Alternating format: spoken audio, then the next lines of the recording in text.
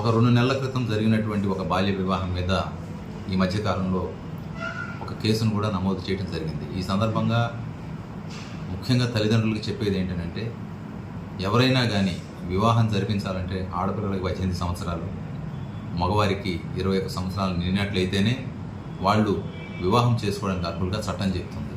కాబట్టి ఈ యొక్క prohibition of child marriage act ఏదైతే ఉందో దాంట్లో చెప్పినటువంటి దాని ప్రకారంగా ఈ వయసు దాటినటువంటి పిల్లలు ఎవరైతే ఉన్నారో, అంటే 18 సంవత్సరాల లోపల ఉండేటటువంటి బాలికలు కానీ 21 సంవత్సరాల లోపల ఉండే బాలుడు కానీ వివాహం జరిపించడం అనేటటువంటిది చట్టవిరుద్ధమైనటువంటిది.